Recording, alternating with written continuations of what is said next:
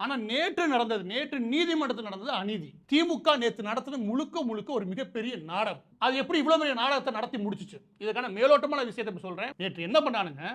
விஜய்க்கு தலைமை பண்பு கிடையாது, அது கிடையாது, இது கிடையாது. எல்லாமே நீதியரசர் சொன்னாரு, நீதியரசர் சொன்னாரு ஏகப்பட்ட செய்திகள். சன் டிவி மட்டும் கிடையாது. இருக்கக்கூடிய பெரும்பாலான செய்தி ஊடகங்களை வச்சு அதுதான் காலையில் ஒரு 12 மணிலேருந்து ஆரம்பிச்சானுங்க. இரவு வரைக்கும் செய்தி நிறுவனத்தில் கூட தலைமையில் உட்கார்ப்பாங்க. அவங்க முதல்கூட அவங்க ட்விட்டரில் போயிட்டு வரானுங்க. ஆனால் எவனுமே கேட்க மறந்த ஒரு கேள்வி இருக்கு. அது என்ன அப்படின்னா, 2 நீதிமன்றங்களில் 2 விதமான வழக்கு இதே கரூர் விவகாரத்தில் முக்கியமாக தமிழக வெற்றி கழகம் இந்த விஜய் அவர்கள் தரப்புல இருந்து 2 வழக்குகள் வருது. ஒரு வழக்கு எதற்காக அப்படின்னா, நான் வழக்கு விஷயத்தை வச்சிடறேன், அப்பதான் என்ன நடந்துச்சுன்னு புரியும்.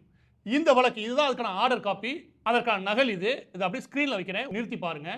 அதுல என்ன தெரியும் அப்படின்னா, நிர்மல் அதுக்கப்புறம் அந்த புஷி ஆனந்த் இருக்கார் இல்லையா, தமிழக வெற்றி கழகத்துடைய பொதுச் செயலாளர் கூடிய புஷி ஆனந்த், நிர்மல் குமார், இந்த 2 பேருக்கும் ஏபி அதாவது ஆன்டிசிபேட்டரி பெயில் முன்ஜாமீன் கேட்டு ஒரு வழக்கு வந்துச்சு. இது வந்தது மதுரை இருக்கக்கூடிய உயர் நீதிமன்றத்தில், அதாவது சென்னை நீதிமன்றத்துடைய கிளையா இருக்கக்கூடிய மதுரை இல்லையா, அந்த மதுரை நீதிமன்றத்தில் வந்து வழக்கு. இந்த வழக்கு எந்த நீதிபதிட்ட போகுது அப்படின்னா, ஜோதிராமன் அவர்கள்ட்ட போகுது.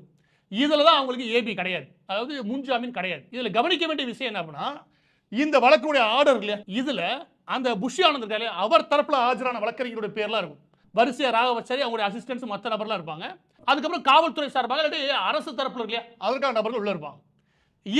இதுக்கான ஆர்டர் காப்பியில் நம்ம பழிச்சு தெரியும். அப்ப 2 பேர், ஒருத்தர் மீது குற்றச்சாட்டு இருக்குது, அவருக்கு எதிராக அரசு நடவடிக்கை இருக்குது. இந்த 2 தரப்பு வாதங்களும் அங்க நடக்குது. இது புரியுதுல? இது வாதம் பிரதிவாதம், இது போகுது. ஆனா வித்தியாசமா சென்னை கோர்ட்டுக்கு வந்துச்சு.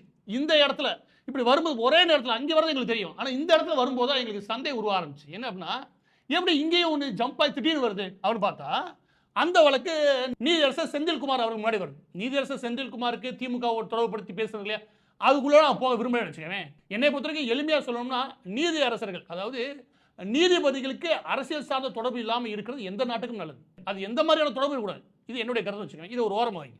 இப்ப விஷயம் என்ன அப்படின்னா, நீதியரசர் செந்தில்குமார் அவர்களுடைய இந்த தீர்ப்புல இந்த குறிப்பிட்ட பெட்டிஷனை போறவர் PS தினேஷ் அவர்கள் வில்லிவாக்கத்துல இருந்து சென்னையில இருந்து போறார். அவர் இந்த கரூர் விவகாரம் சார்ந்து இந்த விஷயத்தை நீதிமன்றத்தின் பார்வை கொண்டு வர்றார். அதுல பதில் சொல்றதுக்கு அரசு வழக்கறிஞர்கள், ஏதோ ஆளும் திமுக அரசு இல்லையா, அது சார்பாக அரசு வழக்கறிஞர்கள். இந்த இடத்துல குற்றச்சாட்டை யார் மீது வைக்க போறீங்க?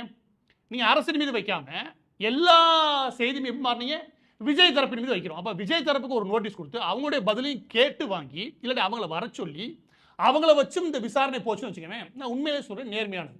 ஆனா இந்த விசாரணையில் கவனிச்சீங்கன்னா அரசு மட்டும் பதில் சொல்லியிருக்கு. அந்த நடவடிக்கை எடுக்கும், இந்த நடவடிக்கை எடுத்தோம். எனக்கு அந்த நடவடிக்கை போதாதுன்னு சொல்லி நீதியரசர் பேச ஆரம்பிக்கிறார். நீதியரசர் பேசுற விஷயத்தை அடுத்து வரேன். இந்த இடத்துல விஜய் அவர்களுடைய தரப்பு ஏன் இல்லை?